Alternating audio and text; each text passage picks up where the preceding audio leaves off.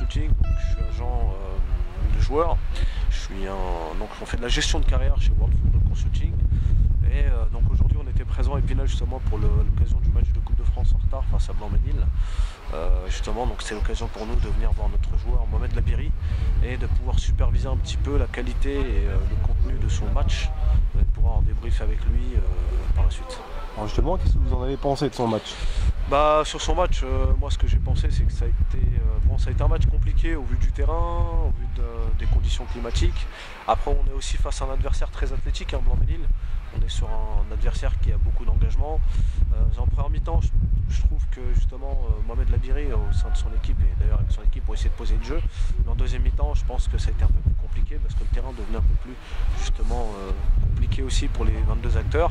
Et globalement, dans l'ensemble, ça a été. Parce que après, ce que j'attendais peut-être un peu plus de lui aussi, c'est de pouvoir aller casser les lignes, aller un peu plus de l'avant pour pouvoir apporter un petit peu cette malice qu'il a offensivement et techniquement, et de pouvoir être une gâchette offensive supplémentaire par rapport à ce que proposait le coach Colin. Mais je pense aussi qu'il y a des consignes et qui ont fait qu'on lui a demandé certainement de ne pas descendre, de ne pas monter, pardon, mais de rester un petit peu dans l'entrejeu pour la récupération du ballon. Oui, il a fait le boulot défensif. Voilà, il a fait le boulot défensif. C'est un joueur aussi qui était pas mal dans la liaison entre le milieu de terrain et l'attaque, et entre la défense et l'attaque. Donc il a été un peu relayeur, il a touché 54 ballons. Je pense que c'est une moyenne intéressante. Il a eu moins d'activité sur la deuxième période, mais sur la première période il a été très intéressant avec 25 ballons touchés non, je vous dis des conneries, c'est 35 ballons touchés pour 25 ballons pour 25 passes envers ses coéquipiers. Bon, il y aura un déplacement à Saint-Noël-Saint-Gratien en 32e de finale. T'as un peu d'infos sur cette équipe ou ouais, pas du tout? effectivement. Saint-Noël, moi je suis issu de la région parisienne, donc c'est une équipe que je vois souvent. Je les ai vus jouer il n'y a pas longtemps justement contre Cholet, parce que j'ai un joueur là-bas, le capitaine Sandy Payot d'ailleurs, dont je suis l'agent et qui a évolué aussi ici. Et justement, donc c'est une équipe qui se projette vite vers l'avant, avec des attaquants très rapides et très puissants. Et c'est une équipe avec un bloc très compact défensivement et qui va vite se projeter vers l'avant. Donc c'est un bloc bas, attaque rapide. Donc une équipe qui monte en plus, qui est première nationale. Donc je pense que sur la physionomie du match, techniquement, il y aura un beau duel. Ça ne sera pas avantagé à Sannois. Par contre, en ce qui concerne la vitesse et la puissance, je pense que Sannois aura un petit ascendant psychologique. Ils sont classés quoi alors dans leur championnat Ils sont en première partie de tableau, si je ne me trompe pas, et puis je crois qu'ils ont gagné ou perdu, je crois, 1-0 le week-end dernier, mais qui fait une première partie de saison très intéressante, dans la mesure où quand même pour un promu, c'est jamais évident de se projeter sur ce qu'on va faire la saison suivante. Et aujourd'hui, je trouve que voilà, ils ont joué les premiers rôles en début de championnat, là ils sont un petit peu dans le dur, mais ils sont pas mal, je crois qu'ils sont dans les 7 premiers, et je trouve que c'est intéressant pour un promu qui d'habitude, on le sait, les promus jouent le maintien. Donc voilà. Bon, tu as été agent d'un certain Edson Saïdou. Ouais, tout à fait. Donc je suis aussi l'agent d'Edson Saïdou, effectivement, qui a été transféré donc à l'US Orléans, qui a évolué chez vous, qui a fait une belle saison, parce que ça lui a valu justement d'être élu meilleur latéral droit déjà par les Spinaliens de l'effectif, et aussi il a été dans l'équipe type de National justement lors de cette saison, et ce qui lui a permis justement d'avoir 4 propositions de clubs de Ligue 2. Et on a opté pour le projet sportif justement, donc Orléans, puisque le temps de jeu est important quand on arrive dans une division supérieure, et de faire banquette, c'est jamais bon pour la suite du parcours. Il y avait le Racing Club de Strasbourg aussi? Oui, effectivement, il y avait le Racing Club de Strasbourg qui était sur lui.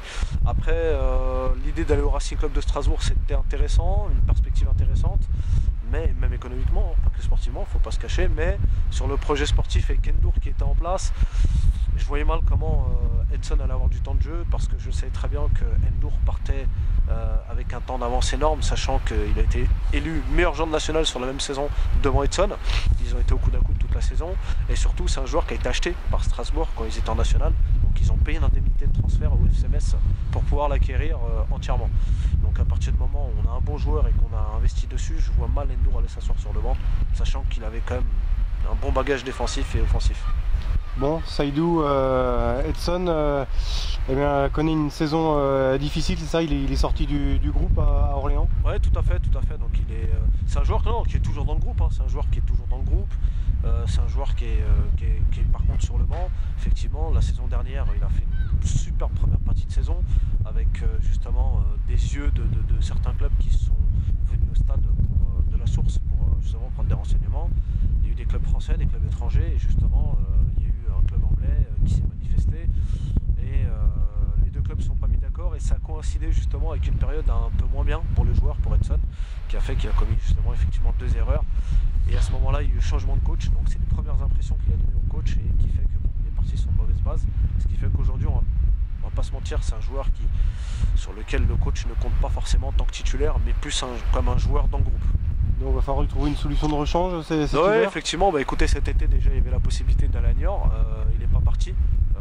On avait pourtant en bande sortie un accord du directeur sportif Antaria, mais malheureusement ça s'est pas fait et on espère justement que cet été il aura un bande sortie justement pour partir, puisque de toute façon il arrivera en fin de contrat. Il faut savoir que l'US Orléans nous a fait une proposition de prolongation de contrat, mais on a refusé la proposition de prolongation parce qu'on souhaite que le joueur puisse partir libre la saison prochaine. Il y a un autre joueur qui est passé par Épinal dont tu t'occupes ou pas? Non, pas un joueur dont je m'occupe, mais un joueur qui est passé, dont j'ai conseillé justement fortement le SAS Épinal, c'est Alicia Derti. C'est un joueur que j'admire beaucoup, que j'aime beaucoup, donc j'avais conseillé justement le staff de se pencher vraiment sur son cas. Et c'est ce qu'il a fait. Je crois qu'il a bien remplacé Edson Seydou, puisque on sait que les postes derrière gauche sont très recherchés, c'est des postes assez sensibles, et je pense qu'il a rempli son rôle parce qu'il a gagné le cœur de pas mal de dirigeants et de pas mal de supporters ici. Donc voilà, et aujourd'hui il est en Ligue 2 d'ailleurs au Tour FC, donc comme quoi que le Épinal c'est quand même un bon club en termes de tremplin sur le plan sportif. Donc voilà. Et puis on espère que Mohamed Dabiri justement pourra justement lui aussi la saison prochaine soit monter avec le SAS Épinal en national, ou alors espérer rebondir plus haut lui aussi comme ses prédécesseurs. Il y a Jeanne Touche. Oui, effectivement, il y a 2-3 clubs qui se sont renseignés pour Mohamed Labiri. Après, aujourd'hui, la priorité, ça reste Épinal. Nous, on a donné notre accord, on a donné notre parole au staff. Donc, Mohamed Labiri ne partira pas d'ici cet hiver. Sauf si vraiment toutes les parties sont d'accord. C'est-à-dire que s'il y a un vrai projet pour Mohamed, sauf si le club d'Épinal s'y retrouve financièrement. Et s'il y a une vraie volonté de faire jouer Mohamed, c'est pour être dans un groupe pro en Ligue 2 et de jouer en réserve. C'est pas intéressant, autant rester ici. Maintenant, oui, il y a quelques touches, il y a 2-3 clubs de Ligue 2 et de National qui se sont renseignés. Il y a les Herbiers, il y a le Tour FC, il y a l'US Orléans qui garde un œil aussi sur lui. Et puis comment il s'appelle le dernier club, il y a le Red Star. Voilà. Donc Mohamed est issu de la région parisienne, justement. Voilà. Mais